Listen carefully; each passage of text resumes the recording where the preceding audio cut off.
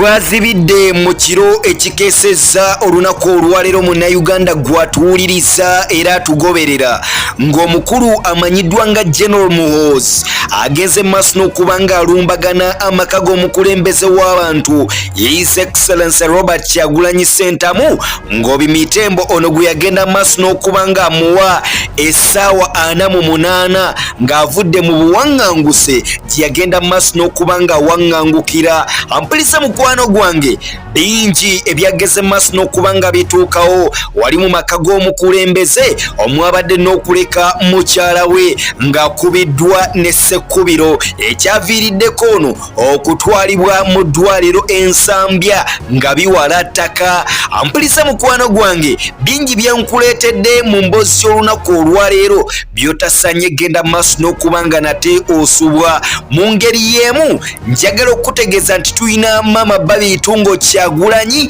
ng'agenda maaso n'okuba nga akunnyonnyola obuwonvu n'obuddo buti abasajja bano abagambibwa okubeera abakuumaddembe General Muhoozi n'akabinja ke engeri gye bageze maaso n'okuba nga bayinveedingamu amaka ge saako n'omutuusaako obulabe omwabadde n'okumwambula engoye okuzireka obulere. Ampuliriza muganda wange tosubwa omukulembeze w'abantu mwami Kyagulanyi Ssentamu Robert ng'agenda maaso n'okuba ng'abaako obubaka bwatuteeredde nate ku mukutu gwe ogwa internet olunaku olwaleero naddala ng'agenda maaso n'okuba nga nnyonnyola embeera n'ebyo ebyageze maaso n'okuba nga bituusibwa ku mukyala we n'okwonoona amaka ge ebintu bye okubireka obulere. Mu ngeri y'emu munnayuganda gwatuwuliriza era atugoberera nkuleetedde omukulu Secretary General SG David Louis Lubongoya nono naye ageze maaso n'okuba ng'avumirira ebikolwa eby'okuwamba bannayuganda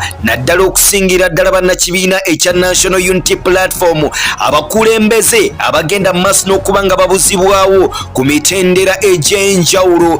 Ago n'amalala nze Sir Nicholas Lorini agenda maaso n'okuba nga kutuusaako mpalampala. Munzikiriza awatali kulonzalonza nsooka okuba nga mbabuuzaako nti musibye mutya mu bitundu eby'amawanga g'enjawulo yonna gye musinzira okuba nga mutugoberera bannayuganda nate abawangalira mu nsi zinnaggwano nga America, wali mu Los Angeles, California, abali mu Switzerland katusubire nti obulamu butambulira ddala bulungi okamala baganda baffe bannyinaze abayolekera wali mu nsi ez'omu Buwarabu nammwe tubaagala nnyo ebitenkanika kukwoteeka ne baganda baffe abayolekera mu nsi ez'omu Buwarabu abali e Qatar, wali mu Saudi Arabia ne Oman awo bambi mugyebaleko gyonna gye mugenda maaso n'okuba nga mukakkalabya.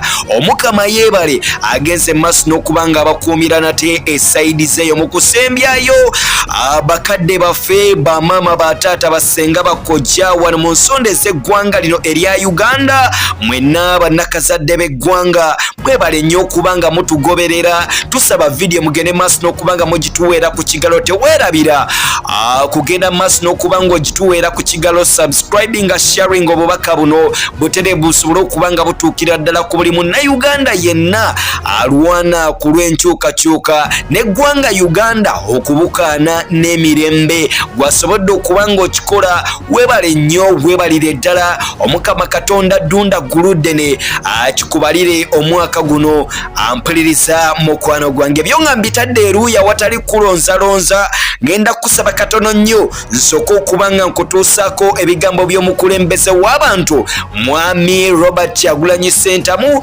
olwo nno oluvannyuma nzije tusesetule emboozi. Fellow Ugandans and friends of Uganda all over the world, my name is Kyagulanyi Ssentamu Robert, also known as Bobi Wine, and today is the 24th of January 2026.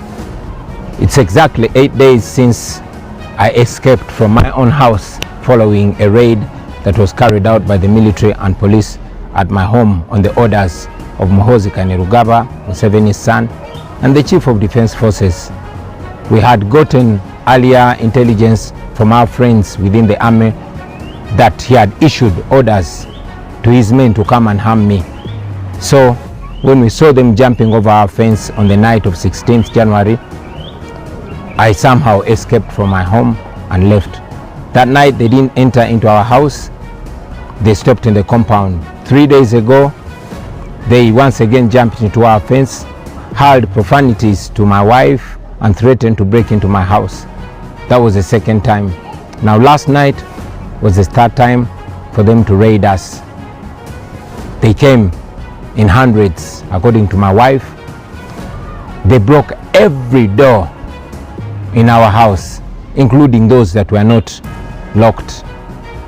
They took away all our documents, from academic documents, land title deeds, and all important documents. They took every gadget, phones, chargers. They took our internet system. They even took all the laptops, including children's school laptops.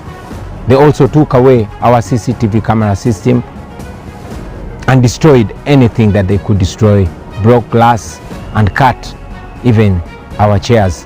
They put my wife on gunpoint, demanding that she shows them where I was. They even forced her to remove the passwords from her phone and our laptops, but she refused. Well, these and many things that Museveni's regime is doing through his son and his other people are not signs of strength. These are signs of weakness. If Museveni claims that he won the election, why is he panicking? Why is he doing all manner of terrible things? Why is he harassing people? Why is he harassing me and my family? Those are signs of shame. Those are signs of illegitimacy. Now, my message to you, fellow Ugandans, I am not in my home because I still want to be able to speak to you like I'm doing. I'm not in my home because my life is threatened. I take this opportunity, first of all, to thank the international community for the voices that they've raised, but also encourage them to keep an eye on Uganda, especially at this critical time. To you, fellow Ugandans, this is our country. All this is being done to intimidate us. They've abducted 2 of my deputy presidents, Lina Zedriga and Jole Tukamshaba. We don't know where they are. They've arrested Mwanga Chivumi, my deputy president in charge of Buganda region, and many other comrades, to sow fear in us. I encourage you to be strong, to be smart, to be creative. These people are not as strong as they purport, and indeed they are not as smart as they are. They failed to find me for 8 days. I also tell you that we must never give up. Uganda is our country and we must fight and liberate it. I will resurface at an appropriate time to forward our struggle. In the meantime, I'm not home because I'm trying to keep safe, I'm trying to keep alive, and I want to keep communicating to you. We shall overcome, we shall be free. People power, our power. Ebyo byebigambo by'omukulembeze w'abantu Mwami Kyagulanyi Ssentamu Robert wakati mu buwaŋŋanguse ono gye yagenda maaso n'okuba nga waŋŋangukira gy'asenzeeredde n'agenda maaso n'okuba ng'ateera eggwanga erya Uganda amaloboozi ssaako n'akatambi kogenze maaso n'okuba nga weekenneenya ng'ayogereza ne bannayuganda abakkiririza mu nkyukakyuka ssaako ne international community okusobola okumanya embeera egenda maaso wano mu ggwanga erya Uganda. Mwami Kyagulanyi Ssentamu Robert yakugamba nti ebikolobero bingi ebyagenze maaso n'okuba nga bituusibwako famire ye wakati ng'ono ali mu buwaŋŋanguse. General Muhoozi ng'ali wamu ne bannamagye be bagenze maaso n'okuba nga bakola obulumbaganyi. General Muhoozi yagenze maaso n'okuba ng'akwata basajja be nga bano babagalidde emigemera wala n'ebyokulwanyisa ebyenjawulo kw'ossa n'ennyondo ezimenya kufulu z'amayumba ogenda maaso n'okuba nga bamenya amaka ga Kyagulanyi.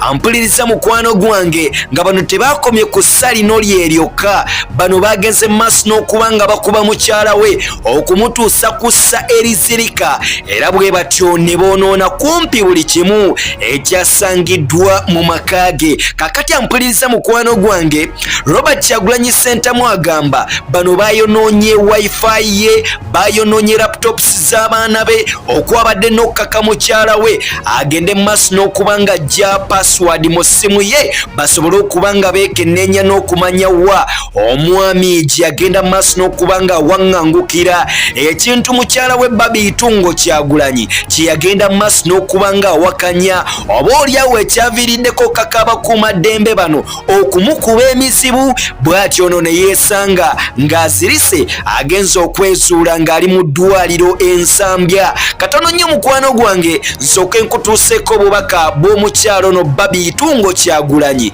ng'agenda mu maaso n'okuba nga nnyonnyola eggwanga naddala ku bikolobero bagunzi bano abakulembeddwamu General Muhoozi agambibwa okubeera CDF w'eggwanga lino erya Uganda, ng'agenda mu maaso n'okuba nga akunnyonnyola ate nzije twogere ebisingakaawo. And they were very provocative. One of them asked me how I could end up marrying a traitor in Uganda as if I never saw Nyakore to marry. Yesterday, the group that came to raid our home was a different group. They were so many, heavily armed, drunk, and they looked the same and spoke one language. They broke into the gate, the lower gate. Our askari was in a different corner, so he saw them and he called me.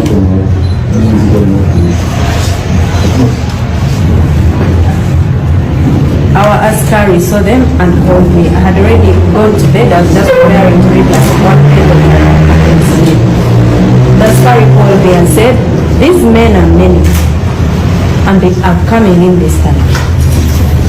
So in the moment, I got out of the bed, switched off the bed light, then tried to walk out of the bedroom and lock it, looking for a place to hide. But then I realized that was the wise thing to do.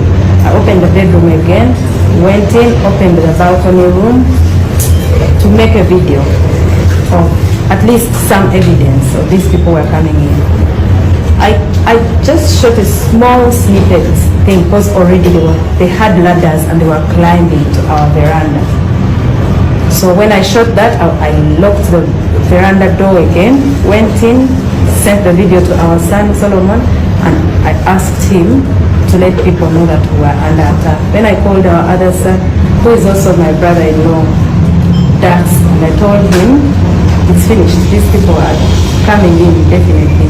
So I walked out of the room, locked the door, and then we went down the stairs. When I reached the stairs and looked in the window, there was this big group of men. Every window had like 10 men in it. And they said, "Open the door." They said it in Munyankore. I replied in Munyankore and said I was not going to open. So I passed the stairs, went to the general bathroom, locked the door and called our neighbor, one of our neighbors, and I said, "We have a problem here, let everybody know." Then I came out of the room. When I came out of the room, they were already coming into the sitting room. They had finished breaking everything. There were so many, very many. They went to all directions of the house, ceiling, rooms, kitchen, outside in the compound, on the verandas, my bedroom, kids' bedrooms, bathrooms, everywhere. They were everywhere. They were very many. In that moment, they did not allow me to follow anybody where they were. One of them told me to give them my phone. He came and sat behind me, told me, "Give me your phone." I gave it to him from this angle. He put it in front of me and said, "Give me the password," in Runyankore. And I said back, "I'm not giving you the password." He said, "You're going to give me the password." And I said, "I'm not going to give you the password." He left, went outside on the veranda, came with other 4 men. So when he came back, he went in the same position where he was. He lifted me by the trousers. I was wearing 90 trousers and a shirt. He lifted me by the trousers, lifted me up, and then the one who was standing in front of me strangled me by the neck from the front. And then he told me, "Give me the password." And I told him in his face, I will not give you the password. The one who was behind here pulled my shirt. So now I was between two men. One was strangling me and one was pulling my shirt from there. And you know how the button chokes you here? So the button was choking me. I kicked the man who was in front of me. And when I kicked him in someplace very hurtful, and he walked away, then this one pulled me and all the buttons broke. Then he stayed with the shirt in his hands.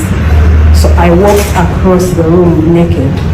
Now, in that room there were so many men. Some of them just shied away and looked to the side.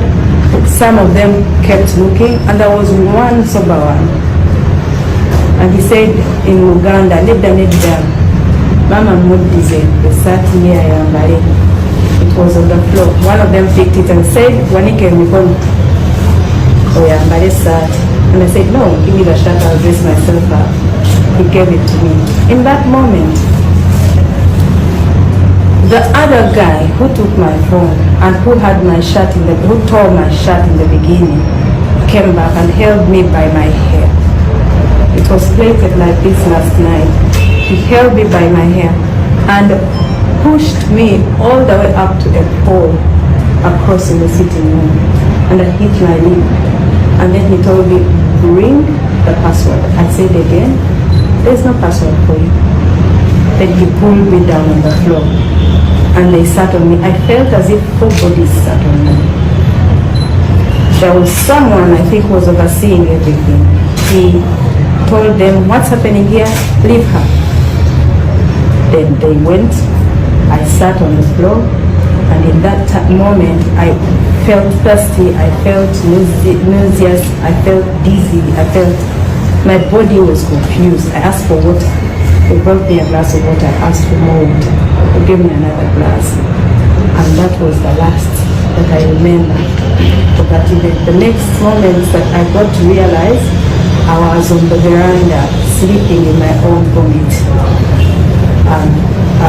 The askari and the other boy organized and drove me to hospital. So they left you in your house when you had hospital? They left me in my house.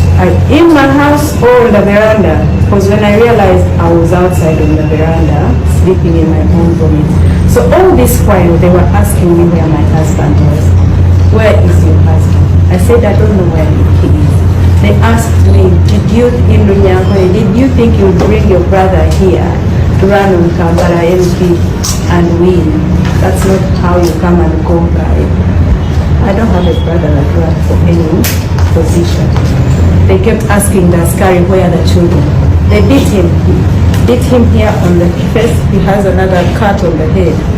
They asked him where the children. He said he didn't know. They asked him where the basement was. Where is the basement? He said, I'm new here. I don't know if there is even a basement here. So they collected everything. Phones, laptops, electricity, chargers, AirPods, anything electrical. They took away our camera system. They went to the city, picked it, broke everything down, left us in the dark, and went. Do you think this meal could have been sent by General Muhoozi? General Muhoozi has given my husband an ultimatum of 48 hours. Sometime 3 days ago now. Okay, it's past 48 hours. And he told him to come out of the latrine if that's where he was hiding. Then he said, I am looking for you, and when I find you, I'll treat you the way they treat, was it rebels, was it outlaws? Yes, outlaws. So, if someone threatens you to that extent, and they are in an office of power, and they're in control of the army, and all the army outfit, how could you say they're not the one that saved those people? What message do you have for your husband? Wherever he is, he should just do his thing. He shouldn't worry about me. As soon as the doctor says I am good to go, I'm going back to our home. Relax.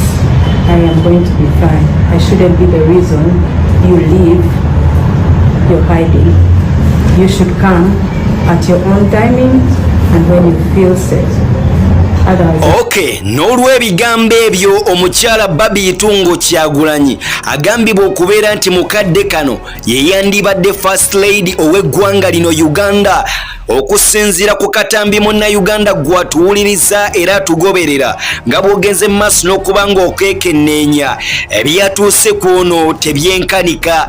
Ampulisa mukwano gwange nga sinaba kubanga nnandagga ngenda kukusaba katono nnyo nzikirize nsooke nkutwale ku sayidi y'omukulu esigi oba Secretary General David Louis Lubongoya ng'agenda mu maaso n'okuba ng'ayongera okunnyonnyola ku kiwamba abantu ekikutte ejjembe wano mu nsi yattu Uganda naddala okusingira ddala bannakibiina aba National Unity Platform gye buvuddeko bagenda mu maaso n'okuba nga bawamba omukyala amanyiddwa nga Mama Rena Zadriga n'omukyala mu mukulembeze wali mu bitundu by'omu Eastern amanyiddwa nga Katushabe ate era nga teweerabira bagenze mu maaso n'okuba nga bakwata omukulu Deputy President w'ekibiina ekya National Unity Platform amanyiddwa nga Honorable Muwanga Kivumbi era nga bwe twogerera ono yagenze mu maaso n'okuba nga ateekebwako omusango gwa butujju. Kale nno mukwano gwange guno si gwe musango gw'oyinza okumala gavaamu otyo. Ampulisa Munnayuganda njagala okutegeeza nti omukulu SG David Louis Lubongoya wakati mu bigambo bye avuddeyo n'agenda mu maaso n'okuba nga avumirira criminal regime ogenda mu maaso n'okuba nga bakola ebikolwa ebigenda mu maaso n'okuba nga bityoboola eddembe ly'obuntu okusinziira nti bano bagamba nti bagenda mu maaso n'okuba nga bawangula akalulu ka nnyaffe Uganda lwaki bandibadde bagenda mu maaso n'okuba nga bassawo threats ezitenkanika ezibatuusa kussa okuyigga n'abo ba opponents baabwe abaali bagenda mu maaso n'okuba nga babavuganya mu kalulu. Ampuliriza muganda wange bingi ebyogeddwa bennandisabye okkirize nsobole okuba nga nkutuusaako ate nzikye tukomewo.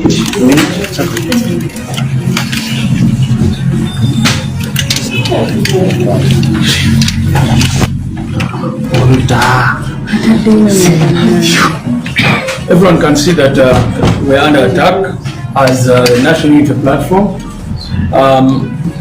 Many of our leaders are being raided, arrested. We cannot tell who's going to be next. These things are going on everywhere. You wake up and you hear now someone has been raided, our comrades are being abducted day and night. So it's a very, very tough time in the National Unity Platform, but as they say, tough people outlast tough times. So we're trying to remain strong, to continue doing what we have to do. It's a shame that after Museveni rigged the election and declared himself winner, now these are the things he's doing. If you say you got 71%, as he's saying, why is scared of someone who you claim got 21%? Of course, he knows that he's not legitimate.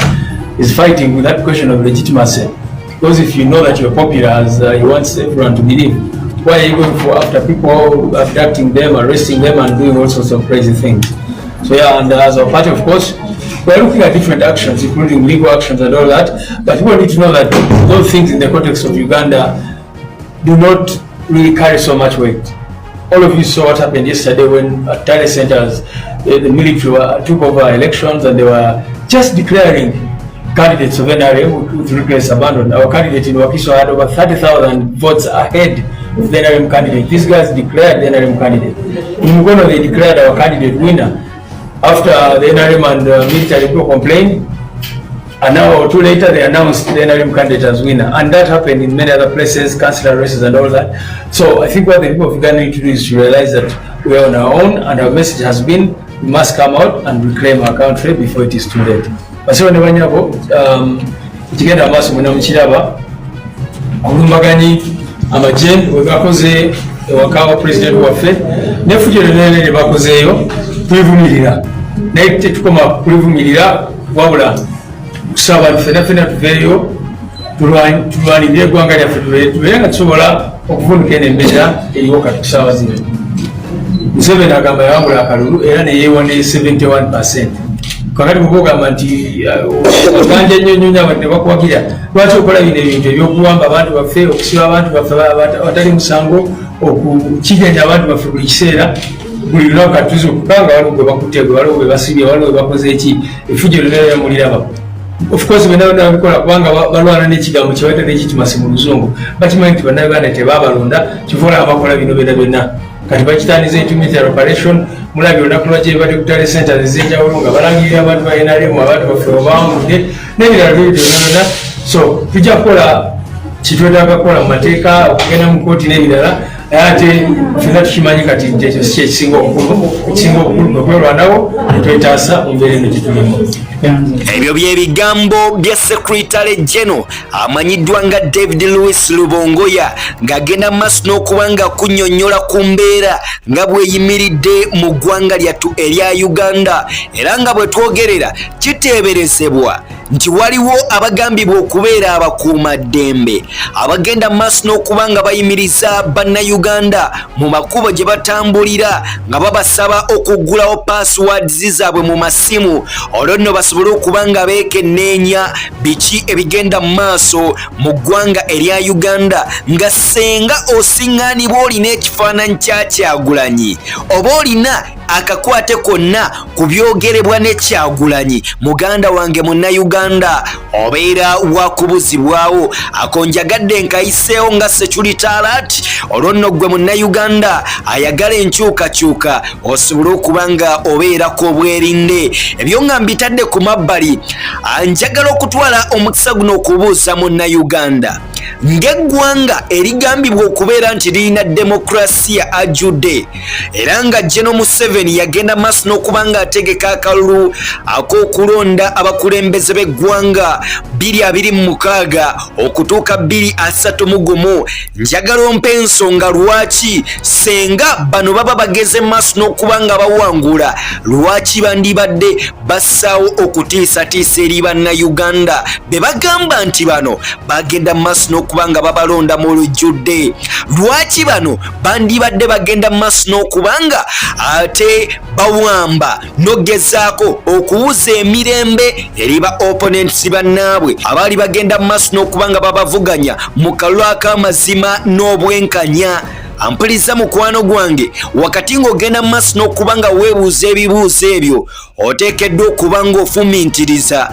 n'okulowooza kituufu ki ekiteekeddwa okuba nga kikolebwa eggwanga erya Uganda libeere fully liberated muve mu ebyo ebigenda maaso n'okuba nga byogerwa nga nnyaffe Uganda bwe yagenda maaso n'okuba nga efuna obwetwaze kye twandiise independence eyannamaddala tennaba kubanga ejja mu butongole kubanga n'atukulembera oba atufuga sina munnansi ekintu ekigenda maaso n'okuba nga kikontana ne constitution ow'eggwanga lino erya Uganda omugwira atateekeddwa kuba nga afuna ekifo kyonna eky'amaanyi naddala mu bukulembeze obw'eggwanga lino Uganda nyongero beebazaako nnyo nnyini ddala mwenna abagenda maaso n'okuba nga mutuwuliriza wano ku mukutu ogwa LMG Media Live mwebale nnyo mwebalire ddala abankumira takumira mpeera ku lwa Katonda n'ensi yattu Uganda mbagala nnyo temujjanguko peace and love mubeere bulungi bye bye mweraba.